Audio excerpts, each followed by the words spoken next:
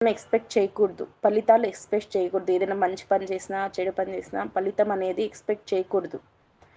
మనము మన ప్రాపంచిక విషయాల్లోనే తీసుకోండి, ఏదైనా ఎక్స్పెక్ట్ చేస్తున్నామంటేనే బాధలు వస్తాయి. ఎందుకంటే నా కొడుకు ఇలా ఉండాలి, నా కోడలు ఇలా ఉండాలి, నా కూతురు ఇలా ఉండాలి, నా అల్లుడు ఇలా ఉండాలి అని మనం ఎక్స్పెక్ట్ చేసుకుని పెట్టుకుని ఉంటాం. కానీ వాళ్ళు అలా లేరని తెలిసిన తర్వాత మనకి బాధ వస్తుంది. ఎక్స్పెక్ట్ చేస్తేనే బాధలు వచ్చేది. కాబట్టి ఎక్స్పెక్టేషన్సే పెట్టుకోకూడదు. వేటిపైన కూడా దానిపైన ఎక్స్పెక్టేషన్స్ పెట్టుకోకూడదు. దేనిపైనను నమ్మకము, విశ్వాసం, అతి విశ్వాసము, అతి ప్రేమ, అతి వ్యామోహము, ఇవి పెట్టుకోకూడదు. ఇవన్నీ ఏమవుతాయంటే మనకు నెక్స్ట్ జన్మకి కారణాలు అవుతాయి. అదే మనము భగవంతుని విషయాల్లో కాలం గడిపినామా మనకి ఇది ఆటోమేటిక్గా మన ఆటోగ్రాఫ్ని పెంచుతుంది. పుణ్యం అనే ఆటోగ్రాఫ్ని పెంచుతుంది, గ్రాఫ్ని పెంచుతుంది, ఆటోమేటిక్గా పెరుగుతుంది. మనం ఎక్స్పెక్ట్ చేసినా చేయకపోయినా. ఏ విధంగా అయితే నిప్పును ముట్టుకున్నా, తెలిసి ముట్టుకున్నా, తెలియక ముట్టుకున్నా ఏ విధంగా కాలుతుందో అదే విధంగానే మనము ఎక్స్పెక్ట్ చేసిన ఫలితాలను ఎక్స్పెక్ట్ చేసినా చేయకుండా చేసిన పుణ్యం అనేది పెరుగుతూ వస్తుంది. ఆ పుణ్యం వల్ల మనకి ఏదైనా బంధమే, పుణ్యము బంధమే, మళ్ళీ జన్మ ఎత్తాల్సిందే. అవి ఎలా అంటే గోల్డెన్ సంకెళ్ళు, బంగారపు సంకెళ్ళు పుణ్యం అంటే. అలాగే పాపము అంటే ఇనుప సంకెళ్ళు. పాప పుణ్య మిశ్రమం అంటే వెండి సంకెళ్ళు ఉన్నట్లు. సంకెళ్ళు ఏ సంకెళ్ళు అయితే ఏంటండి, బంధించేస్తాయా లేదా? బంధించడానికే కదా సంకెళ్ళు ఉంటాయి, అవునా కదా? పుణ్యము బంధకారణమే, పాపము బంధకారణమే, పాప పుణ్యాల మిశ్రమము కూడా బంధకారణమే. ఇది బంగారు కదా, బంధించండి నన్ను అనేక అవుతుందా? బంధిస్తే ఏమవుతుంది? ఊపిరాడక మనము ఒకే చోటనే ఉండాల్సి వస్తుంది. అంటే ఈ ప్రపంచంలోనే ఉండాల్సి ఉంటుంది.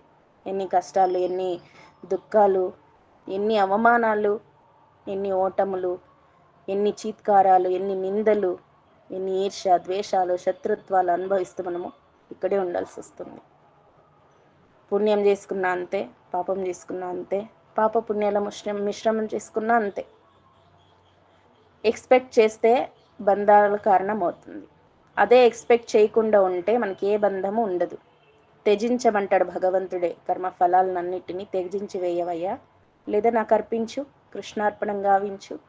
మదర్పడం యదశ్నాసి యజ్జుగోషి ఎత్త పశ్యసి కౌంతేయ తత్కరుష్వ మదర్పణం అంటాడు భగవంతుడు. అన్నీ నాకు అర్పించవే, నువ్వు తినేవి, తాగేవి, నువ్వు చేసిన కర్మల ఫలితాలు అన్నీ నాకు అర్పించు. నీకేమి రాకుండా నేను చూసుకుంటా, నీ యోగక్షేమాలన్నీ నేను చూసుకుంటా అంటాడు 9వ అధ్యాయంలో. రాజవిద్య, రాజగుహ్య యోగం దాని పేరే. అతి గుహ్యతరమైనటువంటి విద్య అంతా, బ్రహ్మ విద్య అంతా అందులో ఉంది ఆ 9వ అధ్యాయంలో. అలాంటప్పుడు మనం ఏది ఎక్స్పెక్టేషన్స్ అనేవి పెట్టుకోకూడదు. ప్రాపంచిక విషయాలు చేస్తున్నంటే ఎలాంటి మంచి పనులు చేసినా, ఇంకే పనులు చేసినా బంధకారణాలే అవుతాయి.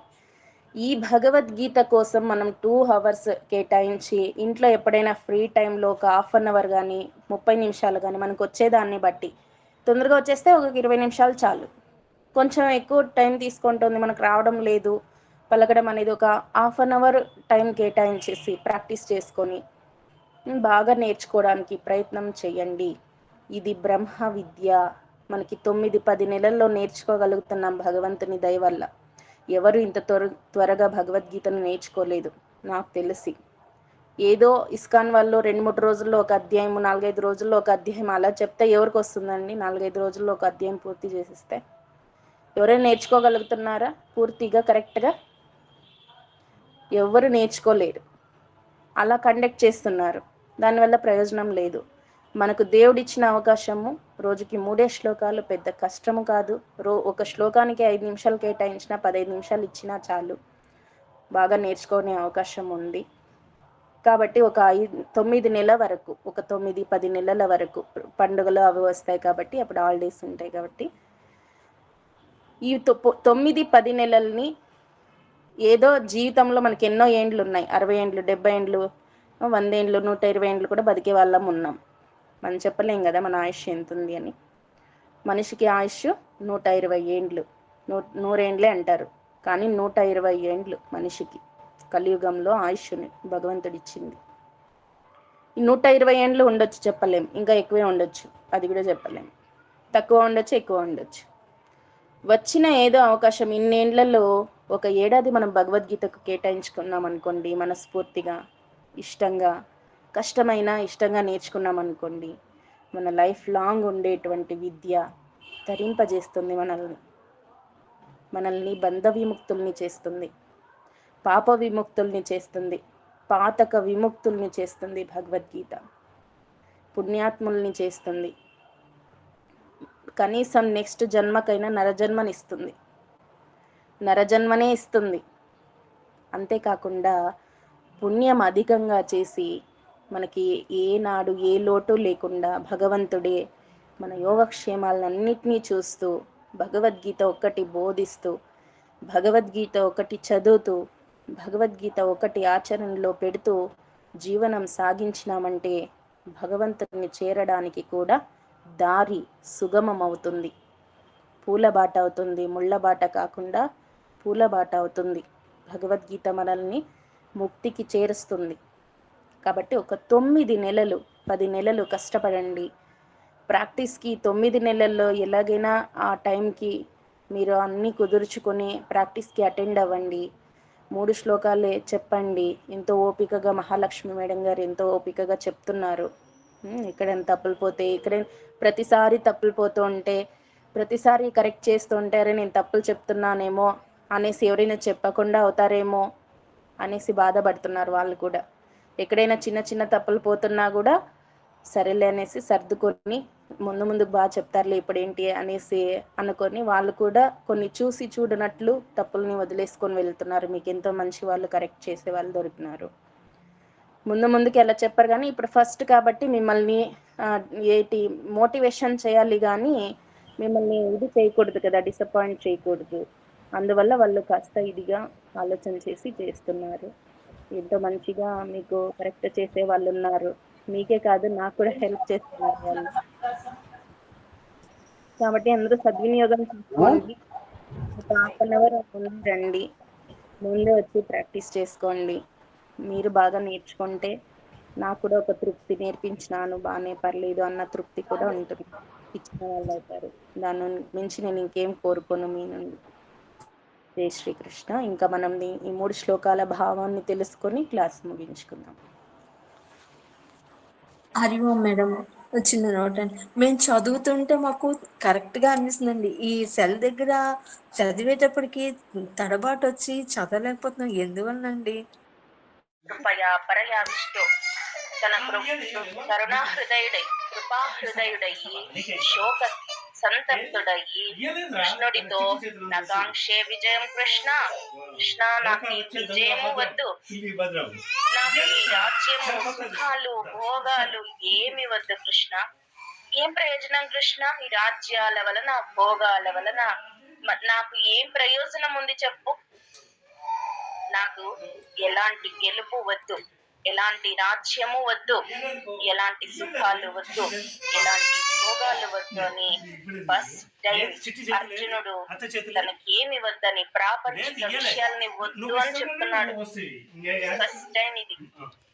ఇన్ని ఏళ్లలో ఎప్పుడు యుద్ధం అనివార్యమైందో అప్పటి నుంచి ఉవ్విళ్ళూరాడు యుద్ధం చేయడానికి. నా అంత ధనుర్విద్య కలవాడే లేడు అని చెప్పి, యుద్ధంలో ఖచ్చితంగా నేను గెలుస్తా, మా వాళ్ళని గెలిపిస్తా అని చెప్పి అర్జునుడు ఉవ్విళ్ళూరాడు, ఎప్పుడెప్పుడా యుద్ధము అన్నట్టు. ఇప్పుడు వచ్చి తన వాళ్ళందరినీ చూసేసరికి బాధతో విషాదంలోకి వెళ్ళిపోయి, ఈ ప్రాపంచిక విషయాల పట్ల, రాజ్యాల పట్ల, భోగాల పట్ల, సుఖాల పట్ల వ్యక్తి చెంది వైరాగ్యంతో నిండి ఉన్నాడు. మన శాస్త్రం ఏం చెప్తుంది అంటే, ఎవరు వైరాగ్యంతో ఉంటారో, ఎవరు ప్రాపంచిక విషయాల పట్ల విముఖత చూపుతూ ఉంటారో అలాంటి వాళ్ళకే బ్రహ్మ విద్యను బోధించాలి అని మన శాస్త్రాలు చెప్తున్నాయి. నిన్ననే మనం తెలుసుకున్నాం. దును చూసుకున్నాడు శ్రీకృష్ణ భగవానుడు. అర్జునికి ఏదైతే ఏమైంది, వైరాగ్యం అయితే వచ్చింది కదా ప్రాపంచిక విషయాల పట్ల. ఇదే సుముహూర్తము అనుకున్నాడు బ్రహ్మ విద్యను బోధించడానికి పూనుకునేలాగా. ఈ ముహూర్తమే నిశ్చయించుకున్నాడు. నకాంక్షే విజయం కృష్ణ కృష్ణ, ఓ దేవాది దేవ, పరమేశ్వర, పరంధామ, పరమాత్మ, వాసుదేవ, ఋషికేశ, ముకుంద, మురారి, స్వామి నాకు వద్దు స్వామి, ఎలాంటి గెలుపు వద్దు, ఎలాంటి భోగాలు సుఖాలు ఏమీ వద్దు స్వామి. వీళ్ళందరూ నా వాళ్ళు స్వామి, వీళ్ళని చంపితే నాకు మంచి కలుగుతుందని నేను అనుకోవడం లేదు తండ్రి. కృష్ణ, ఎవరి కోసమైతే నేను ఈ రాజ్యాలు భోగాలు ఇవన్నీ సుఖాలు కోరుకుంటున్నామో వాళ్ళందరూ తమ ప్రాణాల పైన, తమ ధనం పైన, తమ భార్య బిడ్డల పైన, తమ బంధువుల పైన ఆశలు వదిలేసి ఇక్కడ స్థితులై ఉన్నారు యుద్ధం చేయడానికి. ఎందరు చేస్తారో ఏమో, తమ ప్రాణాలు లెక్క చేయకుండా, తమ భార్య బిడ్డల్ని లెక్క చేయకుండా ఇక్కడ వచ్చి నిలిచి ఉన్నారు యుద్ధం చేయడానికి. కృష్ణ, వీళ్ళందరినీ చంపి నాకు శ్రేయస్సు కలుగుతుందా స్వామి? వద్దు తండ్రి, నాకు ఇలాంటి రాజ్యం గాని, ఇలాంటి భోగాలు గాని, ఇలాంటి సుఖాలు గాని నాకు వద్దు స్వామి అన్నాడు. మునుపటి క్లాస్ లో మనము తెలుసుకున్నాం. ఈ రోజు ఏం చెప్తున్నాడంటే, ఈరోజు శ్లోకాల్లో ఆచార్యాః పితరః పుత్రాః, ఆచార్యులు పితరులు అంటే తల్లి పినతండ్రులు పెదతండ్రులు, ఆచార్యులు అంటే గురువులు, పుత్రాః అంటే పుత్రులు, పుత్రులు అంటే కొడుకులు, తథైవచ అలాగే పితామహ అంటే తాతగారులు, మాతుః అంటే మీనమామలు, శ్వశురాః అంటే మామలు, పిల్లనిచ్చిన మామలు ఉంటారు కదా వాళ్ళు, వరుసకి మామ అవుతుంటారు వాళ్ళు కూడా. పౌత్రాః అంటే మనవళ్ళు, శ్యాలాహ అంటే బావమర్దులు, సంబంధినస్తద ఇంకా మన సంబంధులందరూ సబ్దికులందరూ ఇక్కడే ఉన్నారు.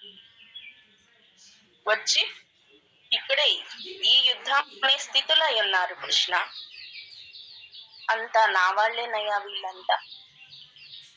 ఏతాన్న హంచామి, వీళ్ళందరూ నన్ను సంహరించాలి, హంతం చెయ్యాలి అనుకున్నప్పటికీ నా తోపి మధుసూదన, నేను వీళ్ళని చంపన స్వామి. మధుసూదన, కృష్ణుని నామాలు రాసుకుంటున్నాం కదా, దాంట్లో ఇది కూడా యాడ్ చేయండి. మధుసూదనే కదా, మధు అనే రాక్షసుని సంహరించిన వాడు. ఎవరు మధు? ఎక్కడైనా విన్నారా?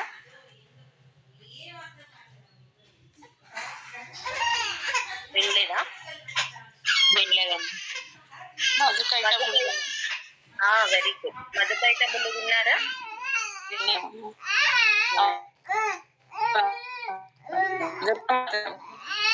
దుర్గా సప్తశతిలో మధుకైటభ భంగిని అని వస్తుంది అమ్మవారి. దుర్గా భవాని దీంట్లో వస్తుంది, దుర్గమ్మ కథలో వస్తుంది. అలాగే శ్రీహరి కూడా తన గుబిలి నుండి వీళ్ళు పుట్టుంటారు, మధు కైటబ అనే వాళ్ళకి. ఇద్దరు రాశులు గుబులు ఉంటుంది కదా చెవుల్లో, మీకు తెలుసా? చెవుల్లో ఉంటుంది చూడండి, దాన్ని గుబిలి అంటాం మేము. మీరేమంటారో తెలియదు నాకు. అదే కదా, అలానే అంటారా? చెవుల్లో వస్తుంది కదా, దాన్ని ఏమంటారు మీరు? ఏమంటారు?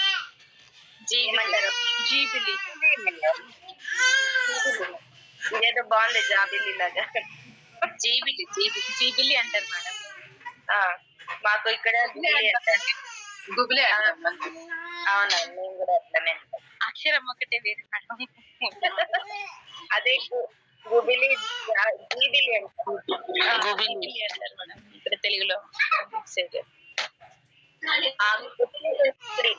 శ్రీహరి అలా టైం పాస్ కి గుబిలిని తీసుకుంటుంటే ఆ గుబిలి నుండి పుడతారు వీళ్ళిద్దరు. ఎవరు? మధుకైటబులు పుడతారు. పుడితే తండ్రి అని కూడా చూడకుండా, ఎవరి నుంచి పుట్టారో వాళ్ళ తండ్రి కదా, తండ్రి అని చూడకుండా అప్పటికే చాలా వరాలు పొంది పుట్టుంటారు వాళ్ళు. పోయి శ్రీహరి మీదే యుద్ధం చేస్తుంటారు. శ్రీహరికి ఏంటి అంటే టైం పాస్. వినోదం కోసం మనం టీవీ చూసల్లా, మనకి ఇది ఉన్నప్పుడు బేజర్ అవుతున్నప్పుడు టీవీ చూసల్లా, లేకపోతే ఏదైనా ఆడుకుంటాం కదా, అలాగా ఆడుకున్నాడు ఇద్దరితో బాగా అలసిపోయే వరకు ఆడుకున్నాడు. చాలికి ఆట చాలిద్దాం అనేటప్పుడు గూబకి ఒక్కటిస్తే అలాగే పడిపోయినాడు. మధు కైటప్పుడు ఇద్దరు కూడా బాగా యుద్ధం చేసినారు. కొన్ని ఏండ్లు యుద్ధం చేసినారు. శ్రీహరికి చాలయ్యి చాలేరా అని చెప్పేసి ఇద్దరిని చంపేస్తారు.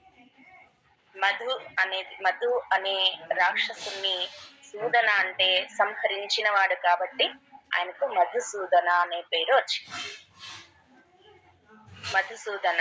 కృష్ణుని నామాలు రాసుకుంటున్నాం కదా మనము ఒక పేజ్ లో, అక్కడ ఇది కూడా రాయండి. మధుసూదన, ఓ మధుసూదన, ఏతాన్న హంతుమిచ్చామి, వీళ్ళు నన్ను చంపేయాలి, హతమార్చాలి అని చూస్తున్నారు.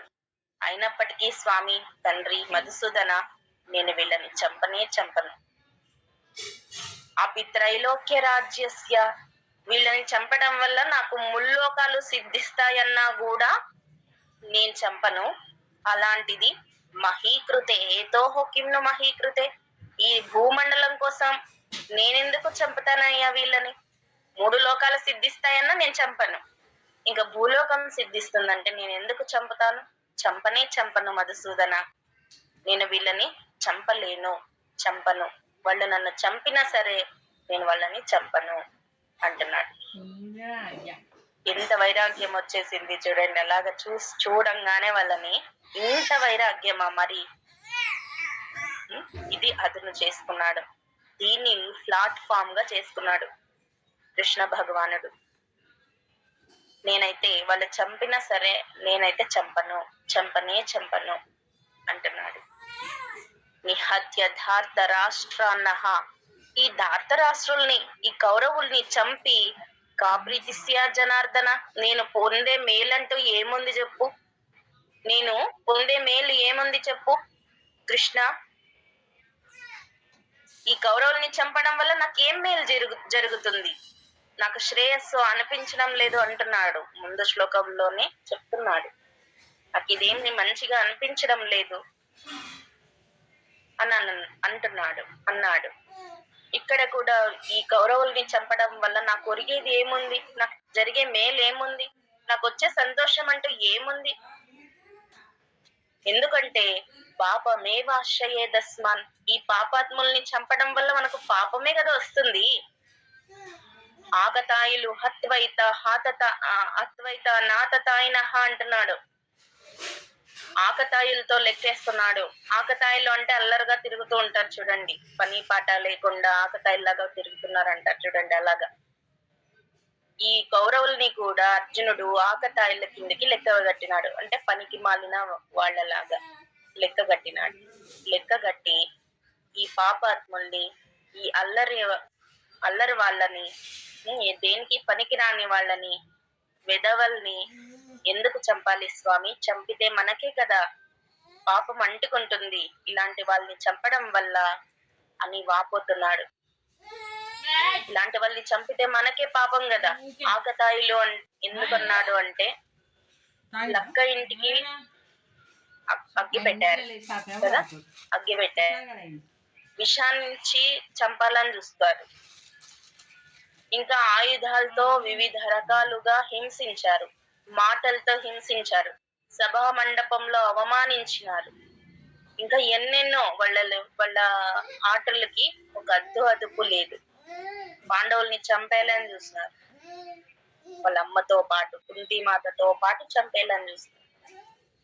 ఇన్ని దుర్మార్గాలు చేస్తున్నారు కాబట్టి వాళ్ళని ఆకతాయిలు కిందకి జమ కట్టాడు అర్జునుడు. వీళ్ళని చంపడం వల్ల మనకు పాపమే కానీ వచ్చేది ఏముంది కృష్ణ అని అర్జునుడు పలుకుతున్నాడు. 3 శ్లోకాల భావం ఇంకా ఏం చెప్తున్నాడు, ఆయన మనసులో ఏం ఉద్భవిస్తోంది, ఆయన ఎలా ఫీల్ అవుతున్నాడు, ఆయన భావాలు ఏంటి అన్ని కూడా ముందు శ్లోకాలు తెలియజేస్తాను. అది ఇది